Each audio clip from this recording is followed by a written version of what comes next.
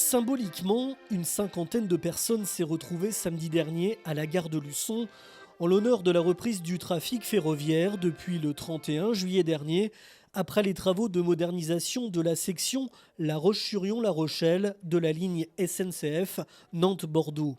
Un rassemblement citoyen qui a permis également aux membres de l'association des usagers pour la défense des services publics du pays de Luçon, la DSP, et les élus luçonnais d'apprécier les travaux de rénovation de la gare et de ses quais, notamment son passage souterrain accessible aux personnes à mobilité réduite.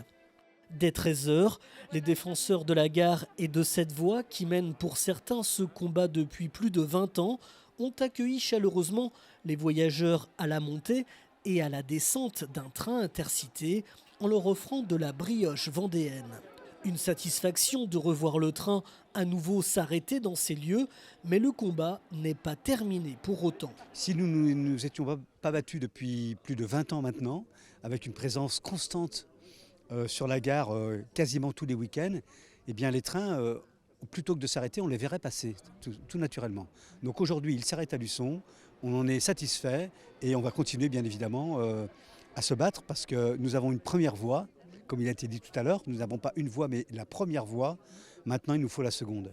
Car si une première victoire est actée avec la rénovation de la gare et de cette section de 103 km entre La Roche-sur-Yon et La Rochelle, les élus du territoire et les usagers souhaitent maintenant l'ouverture d'une seconde voie.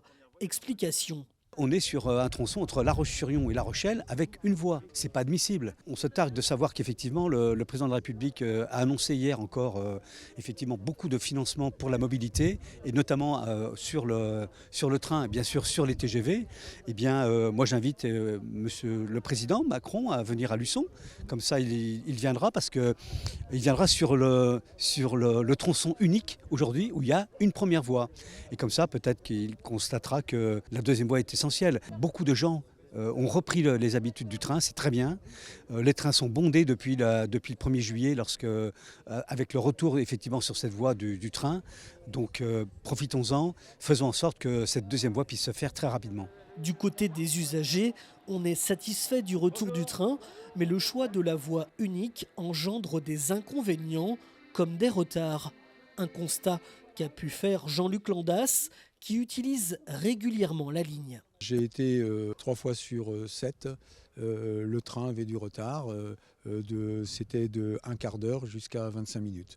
Je voudrais insister sur un fait, c'est que tout retard d'un train dans un sens se répercute sur le train, sur le train qui va dans l'autre sens. Donc en fait, les retards s'auto-alimentent. Il faut continuer à se battre pour que la deuxième voie soit réalisée, d'autant plus que ces trains sont très fréquentés. Cette ligne Nantes-La Rochelle, évidemment Nantes-La Rochelle-Bordeaux, est extrêmement est une nécessité. C'est un service public qui est absolument nécessaire et donc je suis très heureux de cette réalisation. En plus, ça embellit la gare. Un espace embelli et surtout adapté désormais aux personnes à mobilité réduite, à l'image de Rémi Garandel qui s'est battu aux côtés de la DSP pour que ces travaux soient réalisés. Content d'avoir réussi à maintenir cette gare, puisque depuis le début qu'on est arrivé sur Luçon, on est venu défendre la gare, qui avait eu quand même pas mal de problèmes et qui avait risqué de disparaître. Et puis là, on a rénové. Nous, on va continuer à intervenir sur la double voie pour qu'il y ait de plus en plus de trains, parce que c'est un peu court, là, les relations qu'il y a pour l'instant, c'est un peu juste. Ça ne correspond pas forcément non plus aux besoins des usagers, puisque quand ils vont travailler sur La Rochelle, comme il y en a pas mal d'ici, eh ben, il n'y a pas de train adapté pour l'instant. Donc on va continuer, mais c'est vrai que ça fait plaisir de voir cette gare qui continue.